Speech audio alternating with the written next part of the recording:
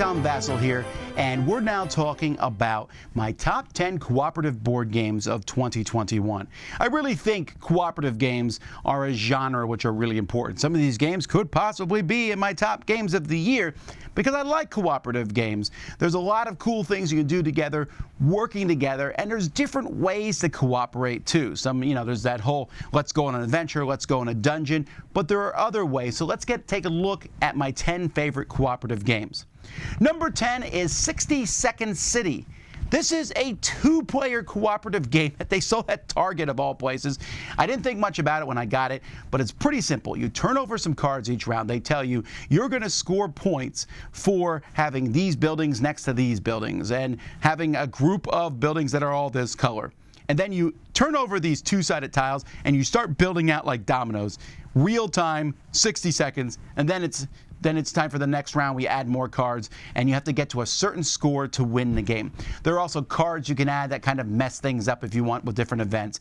It has some really nice components, sliding these dominoes onto the board, but it's just this fast and fun two-player cooperative game. There's not a lot of cooperative games that are specifically made for two people, and there's not a lot of cooperative domino-style games, so I think this one fits in this category, 60 Second City. Number 9. Now, if you are the same age as me, a Gen Xer, you'll remember the point-and-click adventures from when we were a kid. There are so many of them where you would have someone go over here and do this, or even back the old text adventures.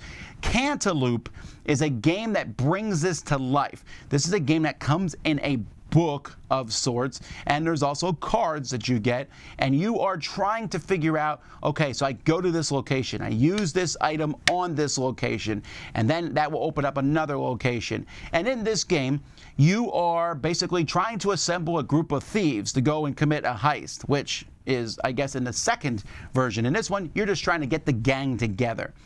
You can play this solo, actually, but you can also play it with a group of people as you're working together, going through, trying to figure out what to do. I mean, you can kind of brute force it.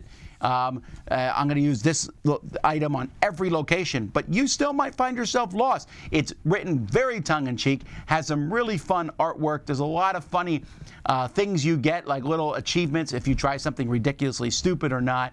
And I found it to be very enjoyable. And if you like those old point-and-click adventure games, this is the same thing in a board game form. So that's Cantaloupe. Number 8 is For Science. Now, For Science is one of the most unique games to come out this past year. In For Science, you are trying to stop a virus or multiple viruses, and you're doing this by building the cure.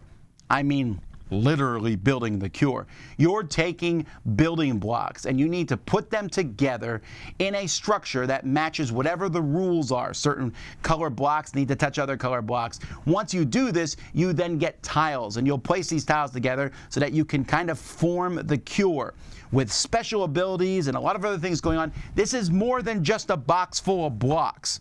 Although when you open it up, that's what you think it is. It's a box full of blocks. This is one I think a lot of people are going to miss out on, but you have a very fun, unique experience. Like, your job is to build the blocks. My job is to put these tiles together. My job is to kind of help figure out how everything's working together. It's a great cooperative experience. It's a fun theme, and it's just, again, so incredibly unique. For Science. Number 7 here on my list are the Role Player Adventures. So I played this with my kids. Role Player Adventures is a storytelling game where you're going through a fantasy world and you have different fantasy characters, and you start off as guards of a king, and at the end, wow, it really expands from there. Each of the adventures, and you can play 12 different adventures in this game, and they all follow each other sequentially for the most part. You go through, and it's paragraphs of text, and you decide what you're going to do next. Your decisions are going to change things that happen in the future, and the game has a very clever way of keeping track of what you've done in the past. But when you get to combat, you'll fight monsters or different skill checks. You're pulling dice from a bag, rolling those dice, and you need to roll very exact things. Like, I might need a 3 green, a purple 5, and a blue 6. Well, that's very random. It is. But you have cards and equipment that let you modify and manipulate these dice to get them exactly where you want them to be. Very clever system. It's a follow-up piece to the original game called Role Player, where it was all about manipulating the dice. But this has a very well-written story, comes together in a fantastic way, and is something me and my kids are just really enjoying as we play through Role Player Adventures. So that's number 7. Number 6 is Chronicles of Dracula. Now, this is a dungeon crawl. Dungeon crawls are cooperative games. This is a fully cooperative one where you're walking through a dungeon, opening doors, going into the next room, and fighting monsters. There's a lot of these games out there. What makes this one different? Well, a couple things. When you have a dungeon, you just see a room, and there's a little door card. You have a pile of door cards in this game. It will say, put door number 16 there. When you open that door, you take that out and open up that card, and it shows you the next room and the setup of the monsters in that room. Having a bit of a fog of war. It's such a unique concept that's fun. The other thing, though, is each character in this game is incredibly different from every other character. You get a bunch of cubes, and you're using these cubes to activate different abilities. You don't have enough cubes to activate all of them. Each ability can only be activated once before you rest. And just as it's a nice system that if you play a lot of Euro-style games, this is going to make sense. But then you're still rolling dice and fighting monsters. It comes together in a really good package. Chronicles of Dracula. Number 5 is a game that marries technology to the board game, and that's Chronicles of Crime 2400. Now, this is a sequel to the other Chronicles of Crimes game, but this one has a very different feel to it.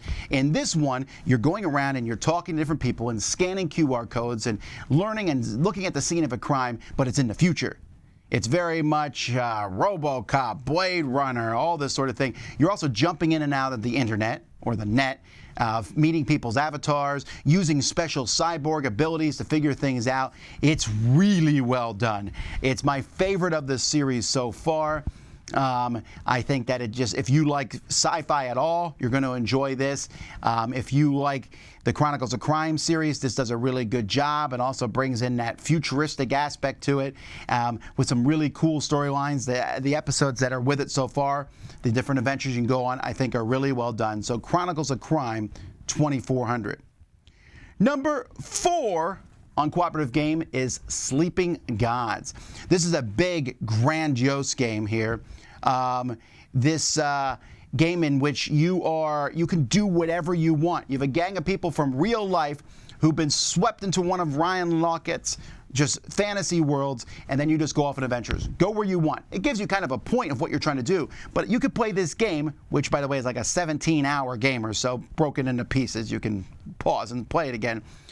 But it just feels like you're in this vibrant, interesting world. You're going to come across weird enemies, weird situations. You're constantly making tests and doing things, trying to keep everyone healthy, keep your ship from falling to pieces, but going out and exploring and finding just interesting things. The whole game just feels like this really...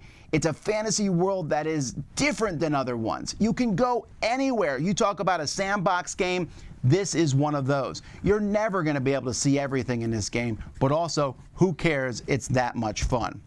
Sleeping Gods. Number 3 is Vagrant Song. Vagrant Song is a game, and this is kind of like a dungeon crawl boss battler. In this game, you're a bunch of vagrants on a train. You wake up, you're like, where are we? And oh, we're on a train that's headed towards the afterlife. Oh, no! But here's the thing about Vagrant Song that I enjoy so much. One, the artwork is very 1920s, 1930s cartoon Betty Boop style. Cuphead for more modern things. I love that style. 2, the theme works really well. You are trying to bring back lost souls and regain their humanity while not losing your own humanity. And then it also has great mechanisms, pulling tokens from a bag, rolling dice. There's a lot of cool things in this game. Watch the review for full details. Very highly recommend it. Vagrant Song. Number 2 is a game that I loved playing with my oldest children this year, and that's Adventure Tactics. Adventure Tactics is a deck-building adventure game. Each round of the game, each level, I guess, you're going out, there's some bosses, you fight these bosses and different minions that they have, run around using cards from a deck. Everyone has a different character you pick.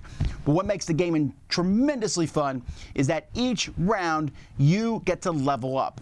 That's fantastic. You get to increase your levels, move up. If you like Final Fantasy Tactics, that's what this feels like as a board game. I'm just so impressed with just how well this game comes together. We're playing through this with my kids right now, and I'm a necromancer, but maybe next time I decide to go through and become a paladin, and there's so many different classes and cross classes. And this sounds maybe confusing, but it's not. It's done so in a very streamlined, easy to get into way. This is a game a lot of people have not checked out, and I really recommend you do because it's fantastic adventure tactics. And number one for me of cooperative games this year is a trick-taking game of all things, because it was the number one cooperative game for me last year. This is The Crew Mission Deep Sea. So this is a follow-up to The Crew, and it kind of makes the original one irrelevant, which was one of my favorite games of all time. But The Crew Deep Sea, you turn over some mission cards depending on how hard you want to play, and they might say something like, you can't win any tricks. You have to win 3 green cards and exactly 3 green cards. And you have to take the purple 9 or the pink 9. And then we have to make it happen with very little communication. There's a little bit of communication, but not much cooperatively. Again, just a fantastic, interesting way to play this game. I have so much fun as I go through this. Just a lot of fun, and it makes it my favorite cooperative game that came out in 2021. A lot of great cooperative games, a lot of ones I wasn't able to even talk about because so many good things came out this year, but these are my 10 favorites. Until next time, I'm Tom Vasel, and you've been watching The Dice Tower.